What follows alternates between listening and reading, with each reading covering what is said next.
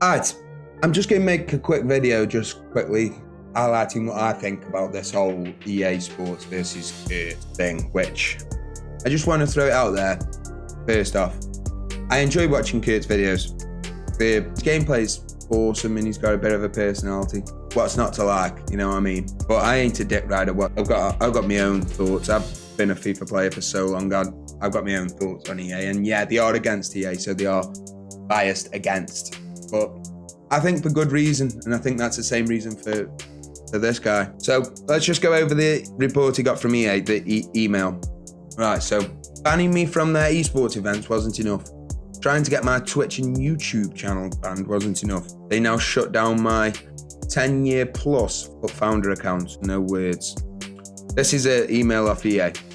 We want to notify you that we found your EA account to be in violation of our user agreements, and to be in violation of terms focused on harassment, real life violence or physically threatening. So basically, this for me is just EA's way of silencing Kurt. Every move EA have made with Kurt since over the past year, as they've tried to do it themselves to silence him, but it's completely gone the opposite way.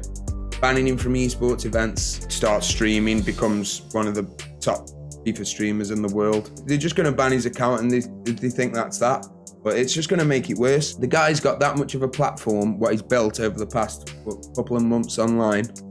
You know, I know he's been online for a while, but I mean, since the banning from this esports, that he's got enough clout now to turn a community, which the community isn't built on very solid foundations, is it? Let's be honest. We've got community managers who are snaking off onto their own accounts, their personal accounts, which they don't want to be leaked. And then you've got the same managers who are coming back onto the EA accounts, what they've got verified through, because they're community managers, and telling everyone they don't want to talk about FIFA.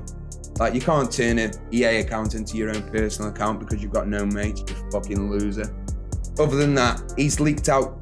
I say leaked, everyone in the whole community knew these personal accounts of these community managers. Yet EA have released hundreds of pro players' details, what nobody knew except probably the pros themselves. Yet that's fine, and this is the end for Kurt. I mean, come on, man. You're making games what are unfair. 2 out of 3, 3 out of 4, 4 out of 5 games are just completely like random. I honestly don't know how this game can be an esport. There is no skill gap whatsoever. And as soon as Tex is talking down on the game as well, you just know that there is something behind it. And I'm just thankful that I'm not crazy. I've thought this for the past couple of years. These have been the 2 worst FIFAs back-to-back brought out, and it just looks like it's going to get worse. The focus on making money and the balance between gameplay, it's just not there. It's money, gameplay, money, community.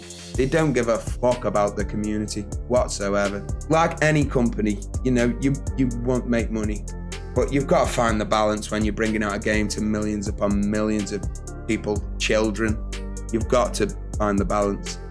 I haven't really got a problem with the microtransactions, but what I do want to touch on is the fact that Handicap, I think all OG FIFA players can agree that Handicap was definitely in the game, 100%, and it's definitely gone in the last few, hasn't it? Why do you think that is? Let me explain to you why that is. Handicap, you could have a silver team play against the best of gold teams, and you could dominate them. Players like Mayuka, even players like Ricardo Fuller, who doesn't have pace, El Shaarawy, you know, them kind of players, you could beat them. So when this comes on to EA every year thinking more and more about money, why would you open packs if you could win with a silver team? And that is just basically the top and bottom of it. EA have took out handicapping, because if you can get a silver player with 20, 30k and he's the best striker in the game, why would you want open packs to try and find a 2 million coin player? You wouldn't, would you? So they took that out so that it makes it pay to win, so you have to pay. But I don't mind that, you know? Like, they've made it so that you can grind for good players this year, but which, you know, I rate. I haven't got time for grind myself. So People like who open packs and get nothing back. You don't expect to open a FIFA pack and get someone amazing every time, but what are we now? 5 months in? I do the daily SBCs every day. Well, every day they're out. Marquee matchups. I get between 20 and 25 wins on FUT Champs. I usually finish rank 1 on Rivals, but I haven't done the last couple of months because the game's just so dead and unrewarding. So that's thousands upon thousands of packs. I've packed 91 Virgil van Dijk, and people tell me that I should be happy with that, and I'm not happy with that. The law of averages of opening so many packs says to me that I'm going to get someone of worth, and that was Van Dijk, who I sold for 800k. Compared to the 7 million worth of packs that I opened. Even SBCs of like players I do, you get the packs back for that. Take away Virgil van Dijk, I have not packed one player whatsoever. And it's just not, If them pack percentages are correct, I should have packed at least 5 or 6 real big players. And I've just not. Them pack percentages are a lie. They are a lie. But first and foremost, they need to fix the game. Scripting needs to go. Whether or not you like it being called scripting or not, it is in the game. That is why they ban it from the forums, because they don't want you talking about something that it's insulting that they deny that it's in the game, because it just is.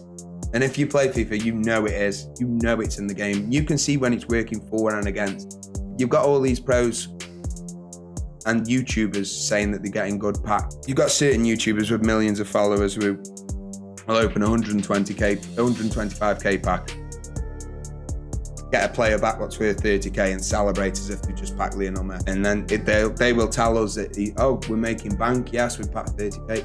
The pack cost you 125k, mate. I know you're EA's little bitch, but come on.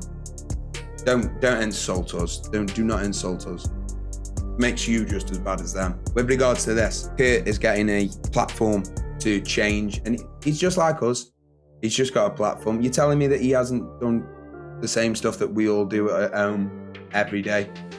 And you can say, yeah, but he's a streamer, etc. It's like, yeah, but he's not got no loyalty to EA. He's not allowed at their esports events, which I understand there's a code of conduct. If you're turning up to EA's events and you've got a chance of winning money, fair enough, keep your mouth shut. But they banned him from that. So now he's a streamer for himself. He's not streaming for EA's benefit, he's streaming for his own benefit. And EA don't like that he is calling them out on toxic mechanics behind the game, whether it's in-game, whether it's packs, whether it's content. Look how fast they fix content when they're losing money from it. Like Ben Yedder, his SBC, boom, straight off. But yet they've left so many toxic, cancerous parts to the gameplay in for months and months. They prioritise the making money over the making the good game, and they've got to find the balance. Maybe they need to fire a few people and get some people in who actually care about people, because they can still make absolute shed loads of money and make millions of people happy, but they choose not to. So just to wrap it up, I think it's wrong. I just don't think that EA have banned him for reasons what they should have. They've just banned him because they want to silence him, and it's going to make it worse. But I hope it does. And seeing Keemstar coming in on it, and that's a big deal. As much as I don't like Keemstar, it's a big deal, and I hope together they can round the community up and just go at EA, because this isn't right, is it? It's like, I'm an adult here sat behind talking about a video game, but this video game's a lot of people's lives, and EA are taking the piss out of us. They just are. So I'm hoping now that we see a change. This year's too late. There's no change going to be happening for FIFA 20. This is all in the hope now for FIFA 21. So if you did enjoy, subscribe, like, and leave a comment about what you think about it, because I'd like to see if anyone disagrees and thinks differently and why. So until next time, peace.